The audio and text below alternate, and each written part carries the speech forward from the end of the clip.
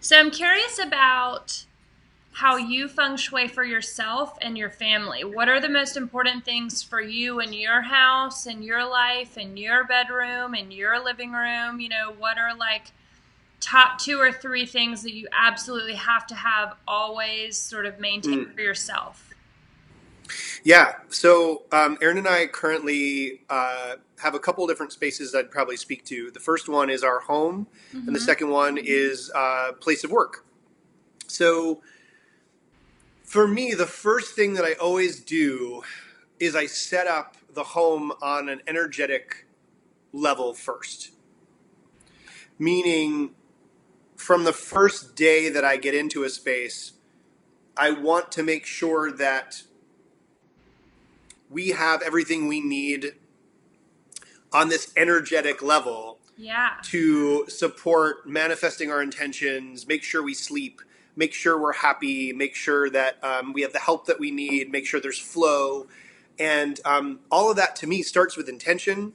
It starts with making sure that the space is as clean as possible, meaning both physically and aesthetically, but also I do a space clearing to take over the space Yeah. because every layer of paint relates to a layer of energy.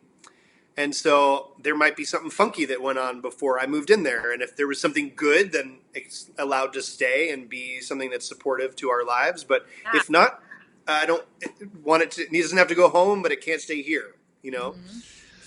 So I love energetic that. foundation is number one. Hmm. In the bedroom, I would say that there's two huge layers. One of them is that there's no technology free zone. I just find that the impact of technology, whether it be screens, whether it be Wi Fi, whether it be content, all negatively impact what the purpose of the bedroom is for. So if the bedroom is for sleep and sex, love, passion, and rest, um, those things seem to get in the way.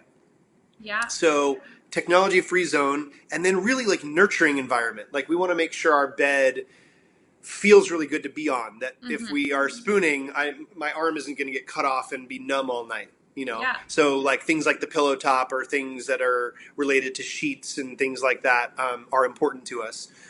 And then also having, whether it's a live plant or whether it's a Himalayan rock salt lamp or something that brings more life into our life, Hmm. those are things that matter as well in I love terms of that. setting up our home environment.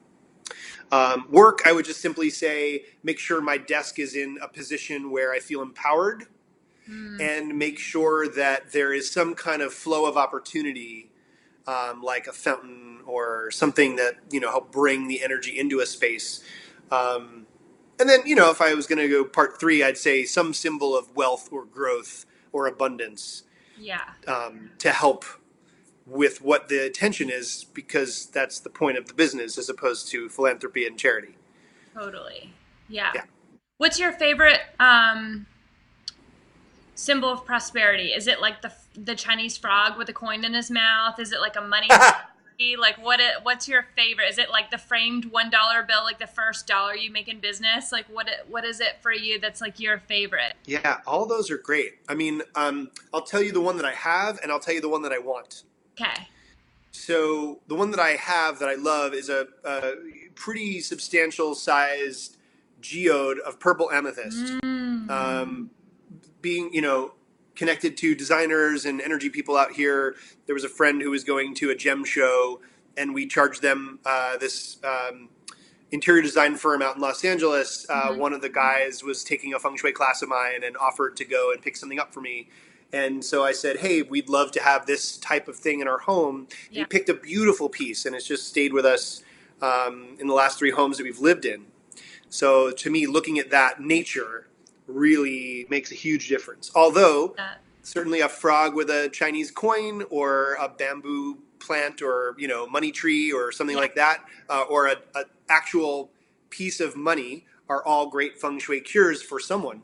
Yeah, and then I would say the piece that I'm craving is I'm keeping an eye out for the right artwork for. It wouldn't really be proper for our current home, because our bedroom has a Hawaiian theme. We love Hawaii. It's where we went on our honeymoon. And so to us, that represents abundance and prosperity. So we have multiple symbols of Hawaii in our bedroom. But what I'm looking for is there's this Louis Prima song. Well, it's not his, but he does a version of it, Pennies from Heaven. Mm-hmm. And Pennies from Heaven, sort of the lyrics of it and the image of it, the idea of like money raining down and just being showered with abundance. Something in the art space that has purples and reds and greens and golds that feels like these blessings are being showered down upon us from above would be awesome. Plus, Aaron's grandfather used to sing it to all the kids, the grandkids, and so it has personal meaning as well. So Yeah. something that symbolizes pennies from heaven. I love that. I think Yeah. the screensaver on my phone when it's like when I go to unlock it, it's the Ten of Pentacles, which is the tarot card of prosperity Yes. and wealth. Nice. Yeah. How And cool it's is that? all of those things. It's red and gold and green and purple, and it's like a family, and they're all dressed in like beautiful robes, and the grandfather's like sitting in a chair, like handing out like coins to the grandchildren. That's It's like great. the perfect Oh, I analogy love to what that. you just said. Yeah. Very cool. Very cool. You know, I practice yoga and I practice feng shui for myself in my life, and I'm just curious as a feng shui practitioner, Mhm. you know, is yoga and meditation like feng shui for the body? Is that something different from like sort of internal feng shui like you were saying? Is that all connected? Is it the same thing? Is it different? I love it. I love that you're interested in that yogi side of life and meditation. And I Yeah. think that you're right. There is such a calling for people to have more mindfulness and more awareness and more peace and more space in this day and age. I've often used yoga for the home as a description of what feng shui is. Okay. And yoga, the point of yoga, um, there's all these limbs to yoga, right? How we breathe and breathing techniques and the food that we take in and stretching and doing no harm to others and being mindful of being on the path that we're supposed to do in this lifetime. Um, the 8 limbs of yoga are all designed for us to be able to sit and listen for long periods of time, for us to be able to sit and meditate or be mindful and hear as a clear channel what whispers of intuition there are for us and get really clear, whatever you describe that process as. Mm-hmm. That's the point of yoga. Um, to me, feng shui simply means our relationship to our environment. And our environment, obviously, you know, whether or not you believe in astrology, a lot of people definitely relate to the fact that we are affected by the moon and how it affects tides. Certainly. Yeah. A lot of people will throw around in our society Mercury being in retrograde. Mm-hmm. So the influence of a couple of different celestial bodies. If there are solar flares, it can affect technology. So that's like the furthest environment that people clock when Yeah. it comes to influence on our lives. But then obviously, like what the tenor is of our country. Are we feeling safe or unsafe? What the feeling is of our city. In Elizabeth Gilbert's book, Eat, Pray, Love, Mm-hmm. she said each city had a word that was the description of what the energy of that city is. So, achieve or, whatever it is for New York or Los Angeles, things like that. Yeah. Um, The sort of our collective city obviously affects mindset, us. like a collective mindset, right? Collective mindset. Yeah. Yeah. The collection of people having thoughts is an environment, Is life hard for you? It like Or creates a do you feel like you're frequency. thriving? Yeah. Yeah, 100%. Yeah. And so then we get into our neighborhood. What kind of neighborhood do we live in? We think about that in real estate. Where do we live? Who's near us? In feng shui, there's this idea that if you live on a street that has a bank, a church, or a synagogue, or a school, Mm-hmm. it's good luck. So being near positive influences and environments is different than if you live next door to a prison or a nuclear reactor or something, toxic waste dump.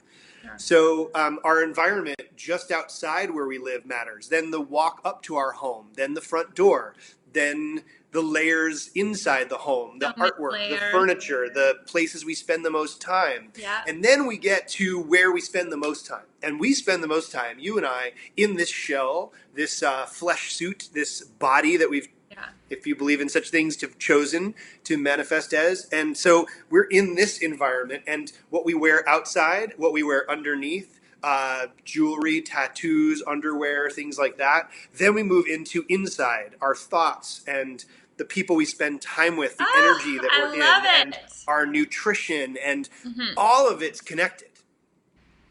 You know, there's this ancient hermetic principle that says, as above, so below.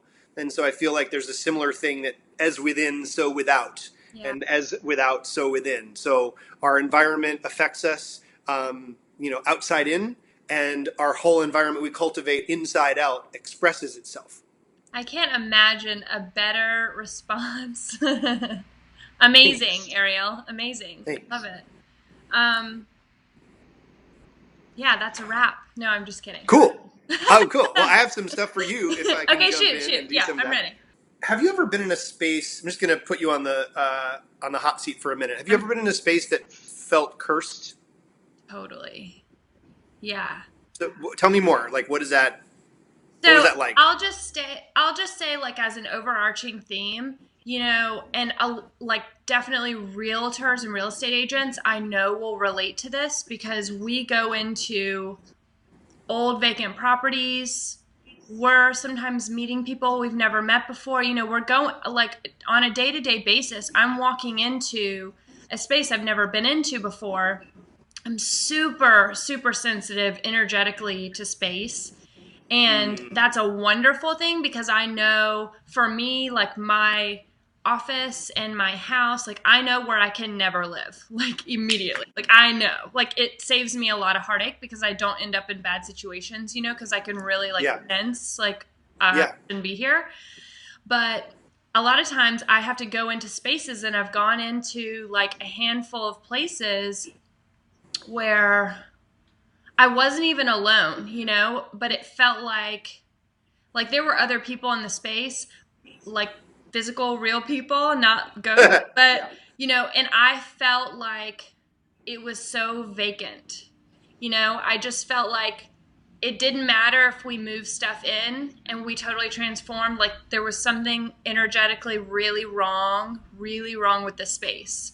And not I even love to, hearing that. Yeah. yeah, like not even getting into like, a deeper level, like we could take that a level further. But I just think like to answer your question on a superficial level, definitely, I've Yeah. definitely, experienced some things that were just like surprising, and Mm-hmm. yeah, unexpected and sort of strangely informative, if that makes any Wow. sense at all. Yeah.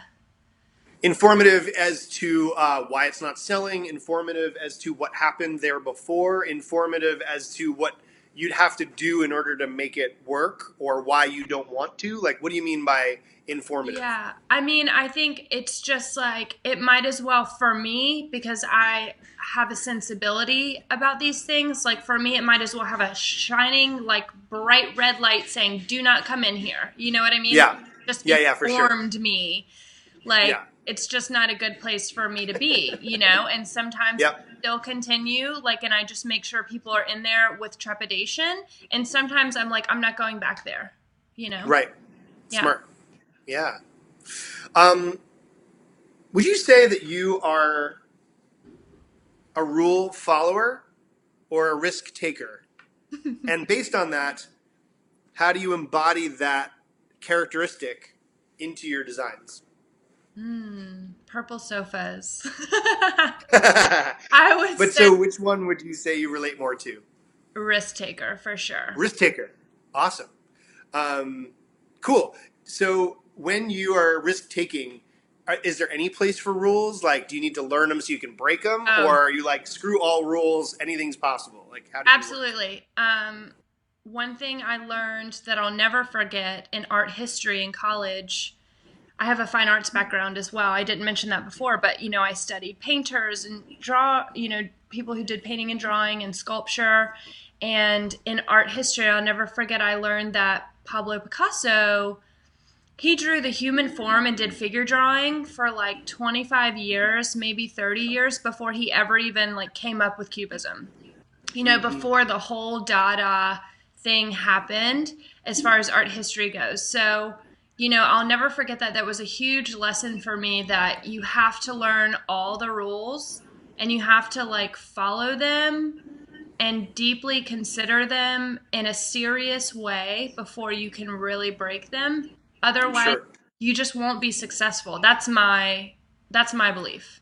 Yeah, yeah, yeah. So how does that apply now to your practice in Henck Design? Like, what would you say you do to both learn the rules, or do you already know them, and how do you then break them as a risk taker? Yeah. So I would say like a really cool way to apply breaking the rules for me lately has been playing with scale. So, in a living room, you have basically like a circle or a square of furniture, right? A sofa faces a sofa, or a sofa faces two chairs. And then maybe Sure. there's a coffee table in between and supportive other sort of accent furniture around.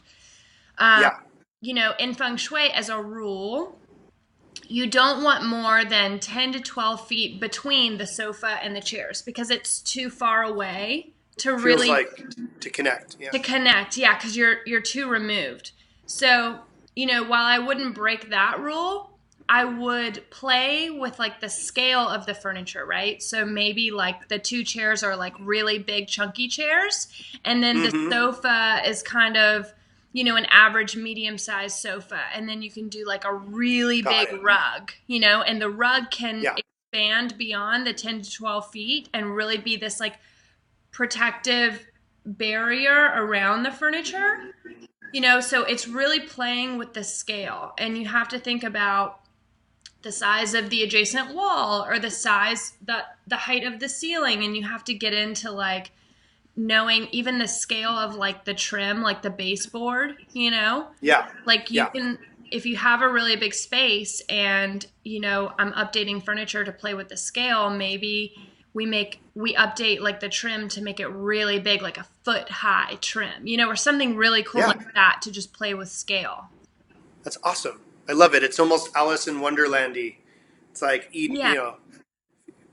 And drink me or and eat like, me. while I say I am a risk taker, it's calculated, of course. Got it. It's like you Yeah. want to take risks and you want to do stuff that's not been done before, and you want to push the envelope. But, it's really got to be done correctly, or else you just end up with something like not very strong. So Yeah. That it makes kind of sense. it kind of ties back into like my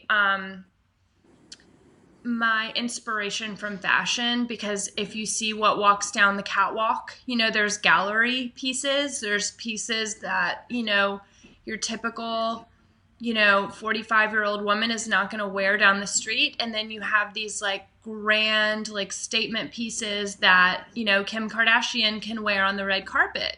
So Sure. Yeah. there's like a balance, and sometimes as an artist, I have to push the envelope, and I really enjoy that, but I also want to make sure that it's realistic and it's practical and it like works for people. I love it. Yeah.